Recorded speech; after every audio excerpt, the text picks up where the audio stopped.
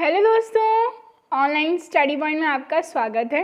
और आज की जो हमारी वीडियो है सेम हमारी सीरीज़ को हम कंटिन्यू करेंगे और आने वाले सभी एग्ज़ाम्स के लिए जो प्रैक्टिस सेट हम सॉल्व कर रहे हैं उसमें टॉप 30 क्वेश्चंस आज हम डिस्कस करेंगे। सारे प्रीवियस ईयर में पूछे हुए क्वेश्चन साथ ही साथ सारे इंपॉर्टेंट फैक्ट हम आज देखेंगे। वीडियो को ज़्यादा लाइक करें, शेयर करें, चैनल को सब्सक्राइब करें। साथ ही साथ हमारा जो ऐप है वो लॉन्च हो चुका है, डिस्क्रिप्शन में लिंक है, आप जाकर के उसे डाउनलोड कर सकते हैं, जिसमें आपको free PDF, smoke test, audio revision, video सब कुछ एक ही जगह पर मिल जाएगा। ओके, सो हम देखते हैं पहला क्वेश्चन, रामकृष्ण मिशन की स्थापना किसने की? तो इसका जो सही आंसर है दैट इज स्वामी विवेकानंद। ठीक है। अंग्रेजों ने भारत में अंग्रेजी शिक्षा को शिक्षा का माध्यम कब बनाया? तो इसका जो सही आंसर है वो क्या है? 1835। ठीक है।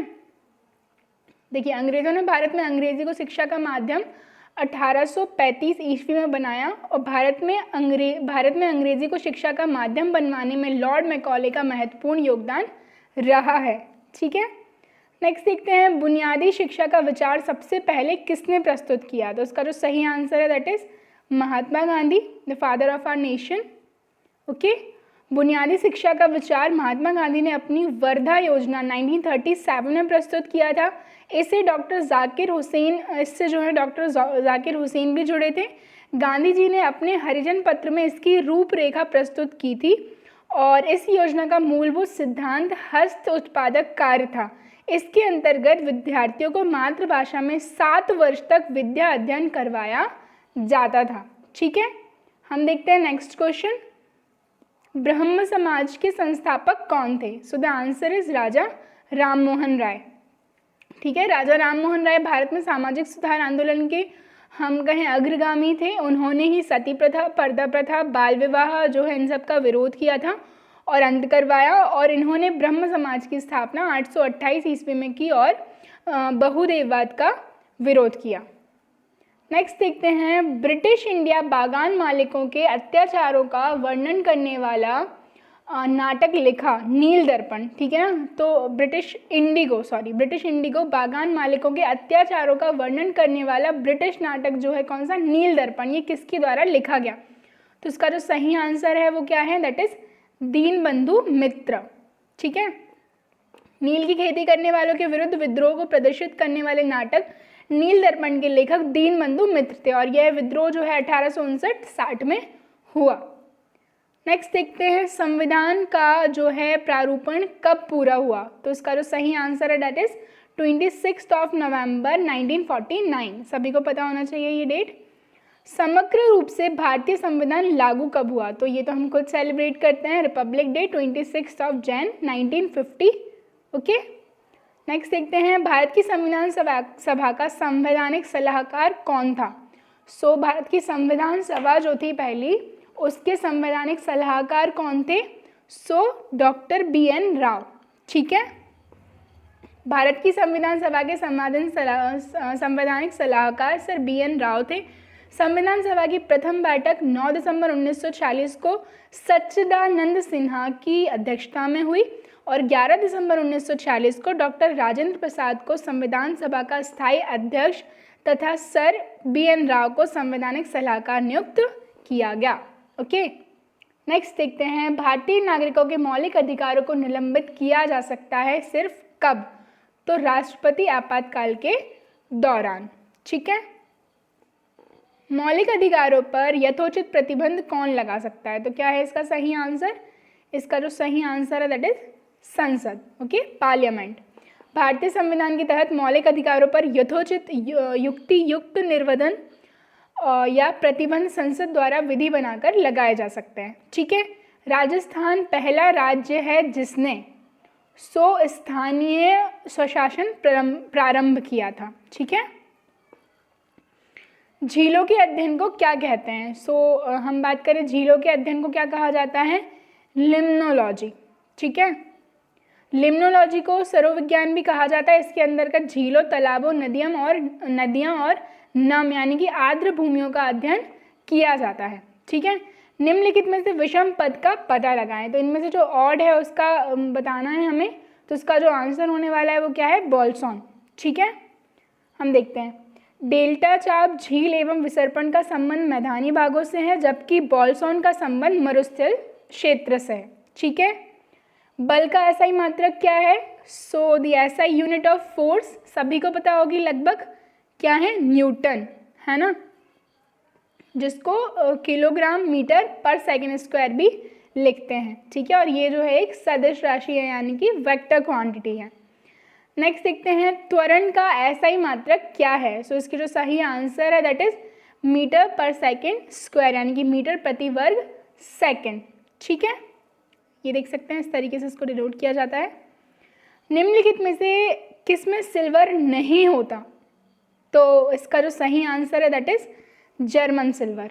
ठीक है, हम बात करें जर्मन सिल्वर तांबा, जस्ता और निकेल की एक मिश्र धातु है।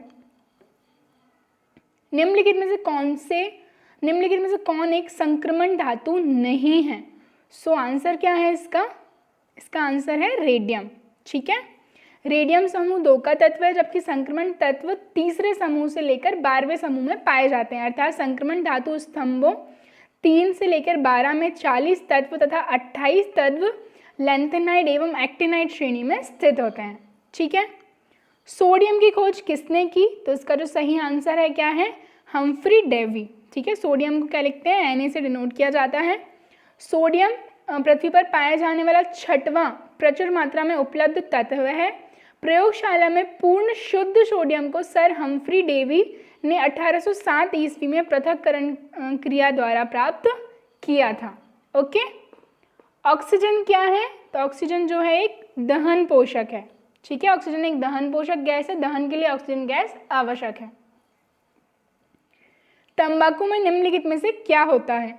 सो तंबाकू में क्या होता है? इनमें से निकोटीन। ठीक है ना, जिसके कारण कैंसर का खतरा बढ़ जाता है। लोहे की कमी से कौन सा रोग होता है? तो लगभग सभी को पता होगा, इसका जो सही आंसर है क्या है? लोह की कमी से होता है गॉइटर।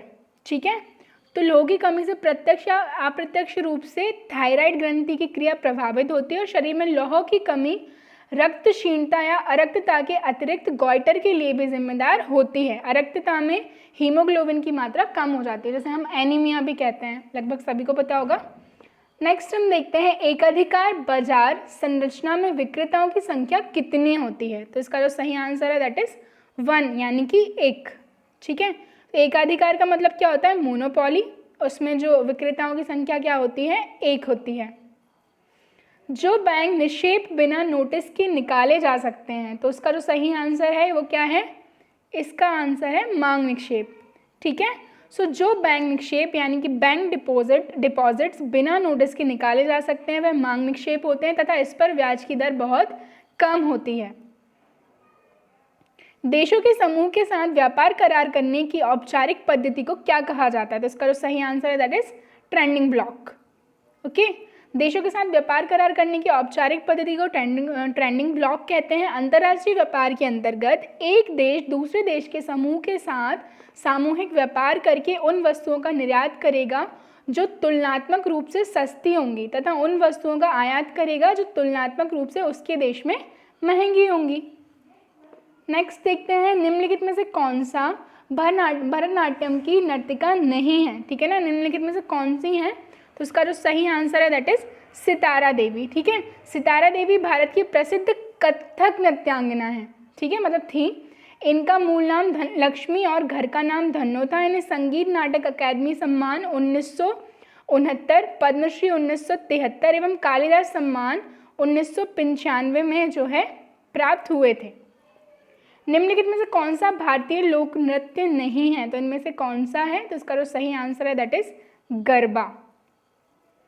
प्रस्तुत विकल्पों में गरबा जो है गुजरात भारतीय लोक नृत्य है, जबकि शेष तीनों विकल्प भारतीय शास्त्रीय नृत्य से संबंधित हैं। ठीक है, सो ये क्वेश्चन जो था वो ये था कि निम्नलिखित में से कौन सा भारतीय लोक नृत्य है? ठीक है, तो गरबा हम बात करें गुजरात में खेला जाता है, नवरात्रि में बेसिकली सभी को पता होगा, तो भारतीय लोक नृत्य है। जबकि शेष तीनों कौन कौन से? कथकली, मोहिनी अट्टम और मणिपुरी भारतीय शास्त्रीय नृत्य से संबंधित हैं। गरबा नृत्य गुजराती महिलाओं द्वारा किए जाने वाला नृत्य है। यह नृत्य नवरात्रि, शरद पूर्णिमा, वसंत पंचमी, होली और अन्य उत्सवों पर किया जाता है। ठीक है, नेक्स्ट देखते हैं, मधुबनी भारत के किस राज्य की प्रसिद्ध लोक कलाकृति है? तो लगभग सभी ने सुना होगा मधुबनी पेंटिंग्स के बारे में। तो ये कहाँ, किस एरिया की हैं? सो दे आर ऑफ बिहार। ठीक है। टिप्पानी निम्नलिखित में से किस राज्य का लोक नृत्य है? तो इसका जो सही आंसर है दैट इज गुजरात। ओके। शास्त्रीय नृत्य ओडिसी किस प्रदेश की उपज है? तो ये तो नाम से ही समझ में आ जाता है, काफ़ी इजी है। किसका है? उड़ीसा। ठीक है। ओडिसी एक शास्त्रीय नृत्य है जो उड़ीसा राज्य से संबंधित है। यह नृत्य देवदासी परंपरा से अनुप्राणित रहा है। ठीक है। हाथी गुम्फा लेक से इसका प्राचीनतम प्रमाण मिलता है। अरुंधति रॉय किस पुस्तक की रचयिता हैं? तो इसका जो सही आंसर है the algebra of infinite justice. Okay. उपरोक्त विकल्पों में से the algebra of infinite justice पुस्तक की रचयिता अरुंधति रॉय हैं, जबकि half A life VS. Naipaul, truth love and a little malice Khushwant Singh तथा राइजिंग सन माइकल कृष्ण द्वारा रचित पुस्तकें हैं। सो गाइस, ये हमारी आज की वीडियो थी। आई होप आपको पसंद आई हो। वीडियो को ज़्यादा लाइक करें, शेयर करें और चैनल को सब्सक्राइब करें। हमारा जो चैनल है 5 मिनट जीके, उसको आप सब्सक्राइब कर लीजिए। आपको वहाँ पर 5 मिनट की शॉर्ट रिविजनल वीडियोस अवेल हो जाएंगे। Thank you.